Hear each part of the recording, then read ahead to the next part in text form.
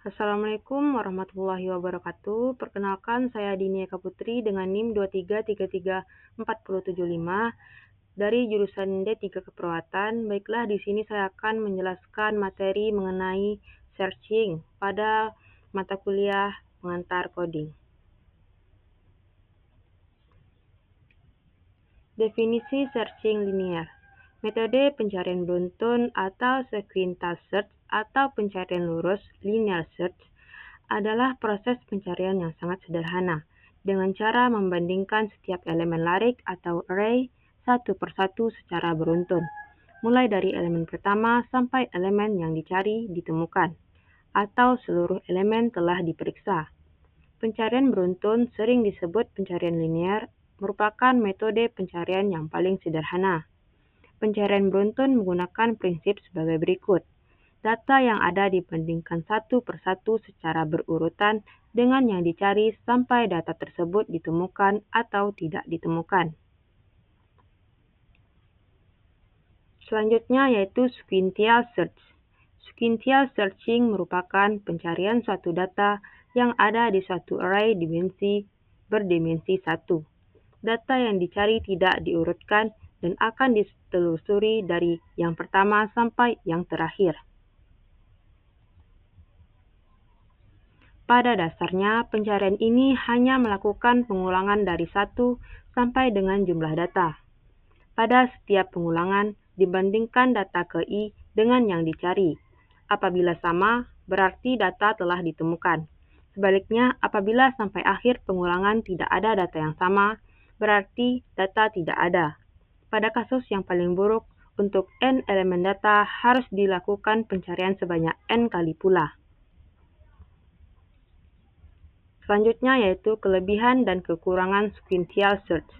Yang pertama yaitu pencarian lebih cepat dan efektif.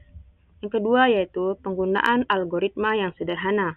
Yang ketiga yaitu kekurangannya yaitu kurang efisien jika digunakan dalam proses pencarian data yang besar. Proses-proses dari sequential search yang pertama yaitu data akan dibandingkan satu persatu secara beruntun dengan data yang dicari. Yang kedua yaitu melakukan pengulangan data dari data pertama hingga yang terakhir. Selanjutnya yaitu binary search. Salah satu syarat agar pencarian binar dapat dilakukan adalah data sudah dalam keadaan urut. Dengan kata lain, apabila data belum dalam keadaan urut, pencarian binar tidak dapat dilakukan. Dalam kehidupan sehari-hari, sebenarnya kita juga sering menggunakan pencarian binar. Prinsip dari pencarian binar dapat dijelaskan sebagai berikut. Mula-mula diambil posisi awal 0 dan posisi akhir sama dengan N kurang 1. Kemudian dicari posisi data tengah dengan rumus posisi awal ditambah posisi akhir per 2. Kemudian data yang dicari dibandingkan dengan data tengah. Jika lebih kecil, proses dilakukan kembali tetapi posisi akhir dianggap sama dengan posisi tengah, yaitu min 1. Jika lebih besar, proses dilakukan kembali tetapi posisi awal dianggap sama dengan posisi tengah plus 1. Demikian seterusnya sampai data tengah sama dengan yang dicari. Jadi kesimpulannya yaitu algoritma pencarian atau searching algorithm adalah algoritma yang menerima sebuah argumen kunci dan dengan langkah-langkah tertentu akan mencari rekaman dengan kunci tersebut.